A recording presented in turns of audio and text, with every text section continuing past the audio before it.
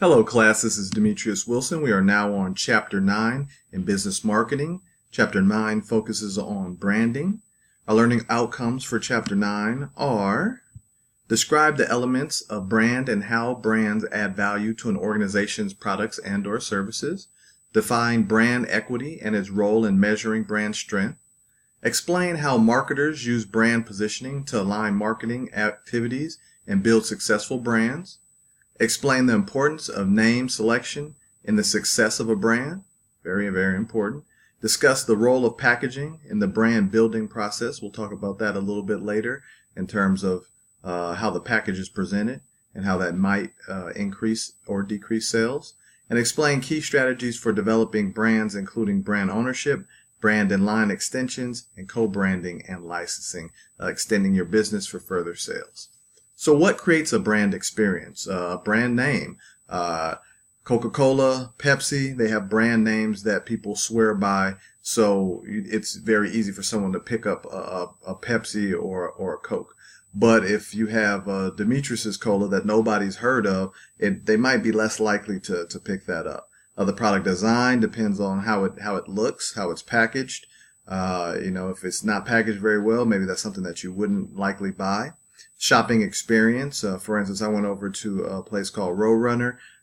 They take you through the whole experience of purchasing a shoe, where you get on the treadmill and they see how your feet actually move and what type of shoe you need. They put your feet in the foam to look at the imprints, and they take you through the entire process. And obviously that takes training, and with that training becomes, they get their money back, because people are going to make these solid purchases. Someone goes into that store, they're going to make that purchase because they're talking with someone that has some expertise, and they're going through the actual true shopping experience with them. The post-purchase experience, like how do they treat you after? They just say, wham, bam, thank you, man, sell you the product, and then they're gone? Or do they assist you with great customer service from the very beginning all the way to the end? People or communities associated with the brand, if a community is really behind the brand. Product packaging, which we discussed. Advertising, social media strategy, again, customer service and how they treat you. Comfort, convenience, or ease of use. Attitude or personality of the actual brand. Special information, promotions that targeted you. Membership or loyalty programs, right? If I'm going to get a free steak every month from Black Angus, you better believe I'm going to continue to go there.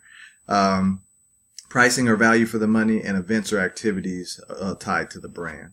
So how do you actually define a brand? And a lot of people look at different definitions and ways to actually define the term.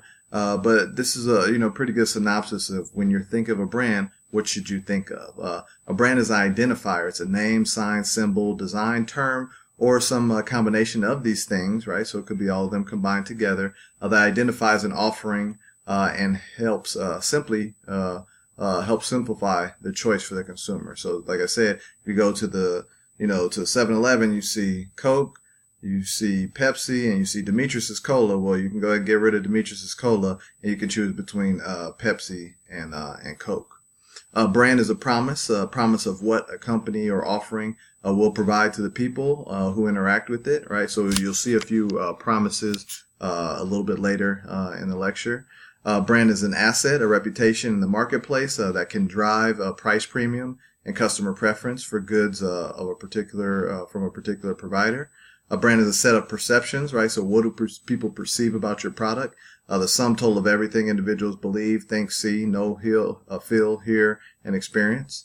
And a brand is a mind share, so unique position a company or offering holds in a customer's mind. Like, so what pops up every time I say Baskin Robbins, right? 31 flavors.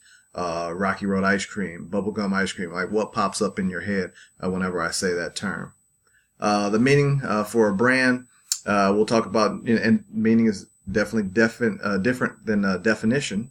So we're talking about the attributes, benefits, values, culture, personality, and user aspects of a brand.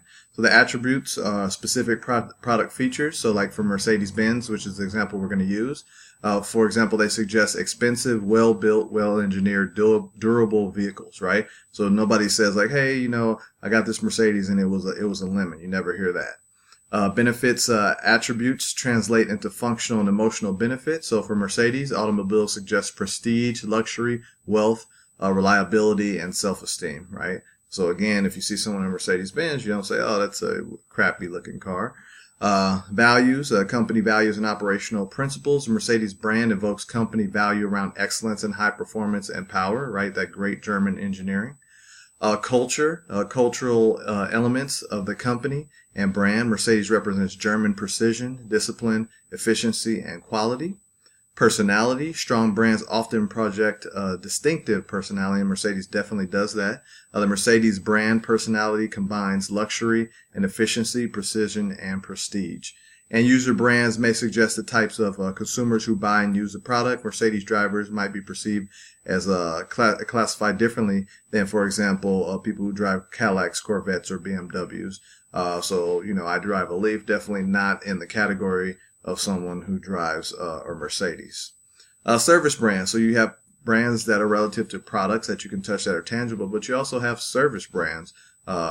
Things that you provide. I clean carpets, so that's a service. What's my brand? Well, they have great customer service. He cleaned my carpets. I said that this patch wasn't done very well. He came out and he cleaned them all over again.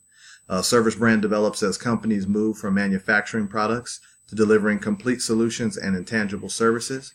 Service brands are characterized by the need to maintain a consistently high level of service delivery. So I have a very high level of service and probably a high level of customer service as well, not just the initial service. Service brands, so we'll look at classic, pure, professional, agents, and retail. So classic service brands like an airline, hotel, car rentals, banks, things that you utilize like Wells Fargo, Virgin Air, airlines. Pure service providers such as member associations, professional service brands such as advisors of kind, so it could be like a financial advisor, accountancy, management, consultancy. Agents such as travel agents and real estate agents, right? So those are also service brands. So you think about, hey, Century 21, they're reliable. You think about the banks, you think about farmers and merchants. Although they don't have a lot of commercials, they've been around for many, many years. And then retail brands such as supermarkets, fashion stores, and restaurants. Like, for instance, with those restaurants, like what do you think of when you think of El Pollo Loco? You think of, good food, tastes well, great flavors, but also not bland. Like, say if you're on a certain diet. So it's a combination. So a lot of times people get on a diet. Where do they go? They go to Subway. That's, where I go most of the time. And so, but you can get also another healthy alternative, but tastes a little better, may leave you a little bit more fulfilled after your meal, and that will be El Pollo Loco. Brand dimension, so you have differentiation, relevance, esteem, and knowledge. So differentiation, so how different are we than the competitors? The defining characteristics of the brand and its distinctiveness relative to competitors. Relevance, how relevant are we in the customer's mind? So the appropriateness and connection of the brand to the given consumer. Esteem, so consumers' respect for and attraction to the brand. So how attractive am I to the brand? Like Swin, like, hey, that's a great bike. BMX, it's a great performance bike in terms of doing tricks.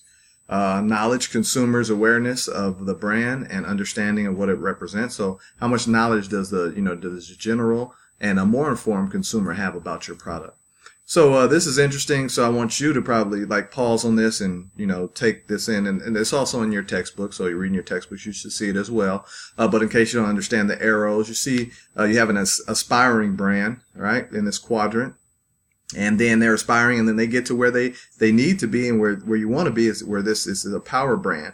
But eventually, certain things can start to erode, and you come down here to an eroding brand, and then you get to a fading brand. So it also could be that they're just not a fading brand. It could be in this quadrant just because it's a newer brand, right? So they're new, they become aspiring, then become a power brand, and they erode. So vicious cycle of life. But things aren't always going to have all that market share. Like, they talk about, BlackBerry in a lot of the marketing books. Like, they had the lock on the phone market, and all of a sudden these smartphones came in and just basically took them out. So, just pay close attention to that. It's also in the textbook, but just want you to, kind of see that, and think about it. Think about in your life and you being a consumer, what type of power brands do you see? Is Tide a power brand? Is Coca-Cola a power brand?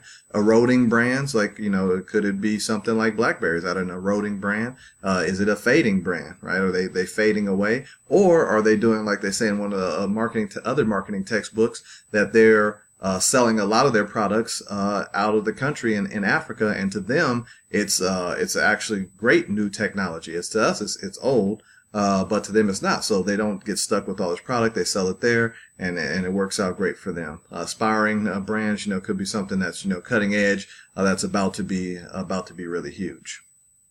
You have different customer types. You have hardcore loyals who buy the brand all the time. So no matter what, my mom bought Tide, I'm going to buy Tide. My children are going to buy Tide.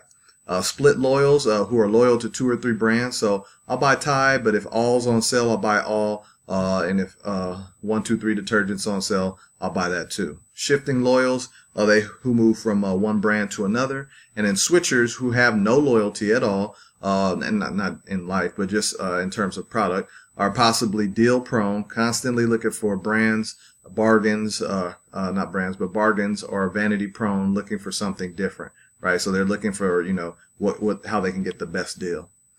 So here are the brand promises that I talked about. So the Coca-Cola Company, to refresh the world in mind, body, and spirit, and inspire moments of optimism. That's a big promise. Tom's Shoes, through your purchases, Tom's helps provide shoes, sight, water, safe birth, and bullying prevention services to people in need, one for one. So they say, although you're making a purchase and giving us money, you're also giving back to a worthy cause. A worthy cause is. Target, expect more, pay less. Nice and simple. I really like it. You expect more and you pay less. Not pay less like the shoes, but pay less money. The Hershey Company, bringing goodness to the world. Right? Zappos, and you see through any like not through any, but most of the marketing books I see these days, they all talk about Zappos. Even the company that I work for, they actually went to Zappos to check out their office environment and see what they could do to make things more like them, so that they can get such a, good customer service feel out in the marketplace. So deliver wow through service, embrace and drive change, create fun and little weirdness, right? So be yourself. Be adventurous, creative, and open-minded. Pursue growth and learning.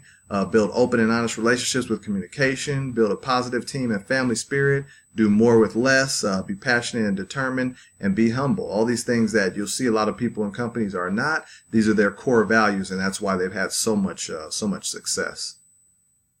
And then this is a Lego. We all know and love Lego. What's interesting is, and I tell this in a lot of different classes. So I was taking our kids to Legoland, and I'll admit I was a little bit drowsy driving, down to San Diego. Maybe I was, working a lot or something. I don't know, but I know I was tired.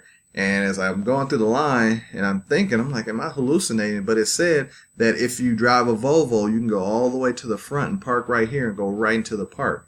And I was like, no way. But I scratched, my eyes, and I looked, and I was like, no, that's what it says. So I did it. And I drove the Volvo, and I went right there and parked. And I didn't know that both of them, from Scandinavian countries, that they had a partnership. So if you drive a Volvo, you can go right there and park all the way at the front. So which was, very, very interesting. But for Lego, their mission is to inspire and develop the builders of tomorrow. So you see a lot of those kids that, work with Legos a lot, they end up being engineers. They're builders of tomorrow. Aspiration, globalize and innovate the Lego system in play. Like if you go to downtown Disney, so you see it's so cool. They have people made out of Legos and stuff, and they sell a lot of kits, and build, boxes, to the kids. I don't know what they're called. I didn't, have Legos, as a child. But I would have liked to, but they look quite interesting. My kids have them, and they use them and they play, and it's good because you see that some of these things that kids play with, you see how it stimulates education and the way that they think, like Minecraft. You can see a lot of people, gathering, engineering components in their brain from playing Minecraft. So promises: play promise, joy of building, pride of creation; partner promise, mutual value creation; planet promise, positive impact; people promise, succeed together, right? So it's I like what they're doing here. Spirit, only the best is good enough. And the values: imagination, creativity, fun, learning, caring, and quality. If you look at that, like, who wouldn't want to go, work for Lego? So that's it for chapter 9. So make sure that you complete your quiz, do everything else that's relative to this week, and whatever else is due.